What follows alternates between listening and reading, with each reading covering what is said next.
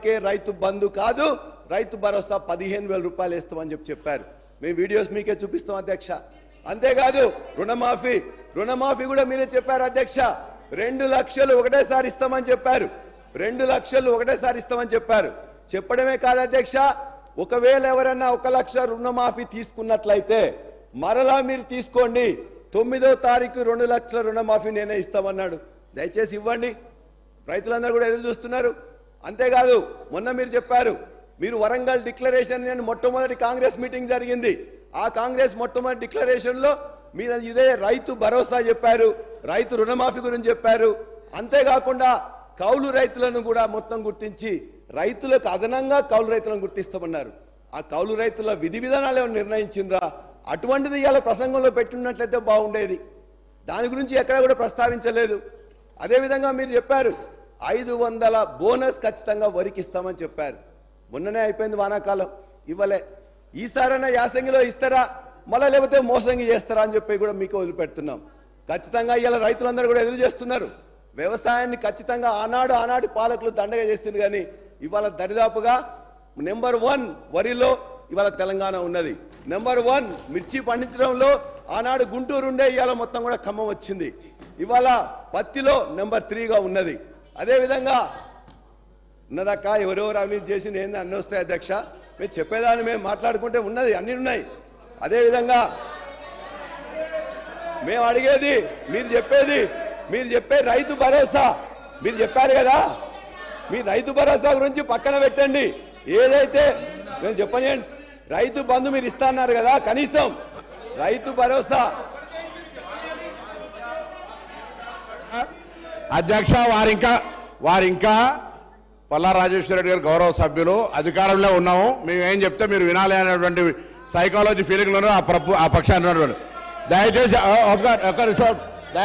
మార్చుకోండి, mind set మార్చుకోండి. Mind set మార్చుకోవాల్సిన అవసరం ఉంది. అలా నిన్నటి దాకా 10 ఏళ్ళ అధికారంలో ఉన్న వీళ్ళు ఆర్టీసీకి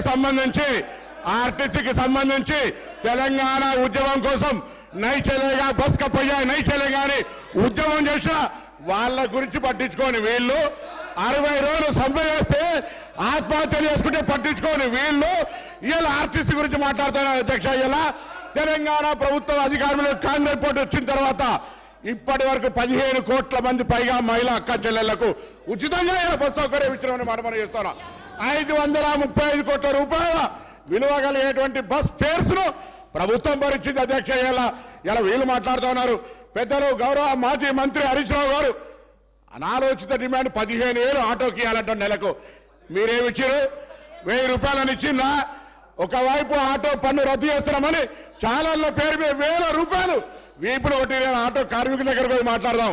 సభను తప్పుదో పట్టించే విధంగా 21 మంది ఆత్మహత్య చేసుకున్నారని చెప్తా ఉన్నారు. ఇలా అవన్నీ కూడా మీరు అనవసరంగా ప్రేరేపించి వాళ్ళని మన దగ్గర ఎక్కడ కూడా ఇలా సార్, మేము ఆటో బస్సు ప్యాసింజర్ ఇంటికి పోతారే, ఆటో బస్సు బస్ స్టాండ్కు ఆటో వాళ్ళను బస్ స్టాండ్కి తీసుకొచ్చే బాధ్యత ప్రజలను ఆటోనే బస్ స్టాండ్కి తీసుకొస్తా ఉన్నది.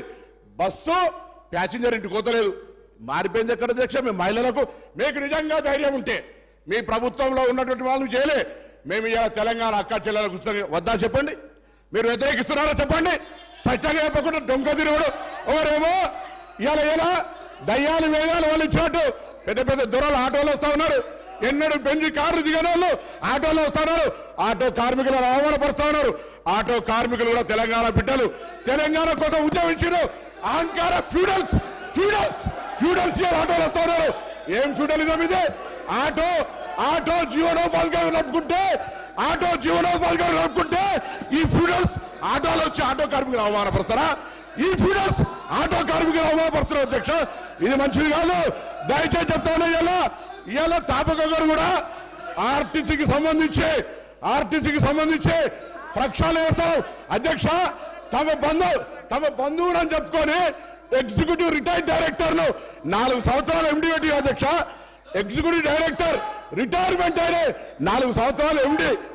ఆటో 60 రోజులు సమ్మె చేస్తే పట్టించుకునే వాళ్ళు వీళ్ళు మా గురించి మాట్లాడేది. కొత్త బస్సులు కొంటున్నాం.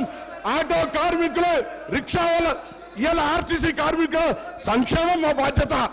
ఆర్టీసీ కార్మికులకు 2013లో ఉన్న బాండ్స్ ఇలా మా ప్రభుత్వం ఆలోచన చేస్తుంది అధ్యక్ష. అందుకే దయచేసి సభను తప్పుదో పట్టించే విధంగా ఆటో కార్మికులు రెచ్చగొట్టే విధంగా మాట్లాడే మాటలు అలో చేయదని గౌరవ సభాపతి దృష్టి కోరుతా ఉన్నాను. పల్లా రాజేశ్వర రెడ్డి గారు ఈ విధంగా బెదిరిస్తూ ఒక్క నిమిషం. పల్లా రాజేశ్వర రెడ్డి గారు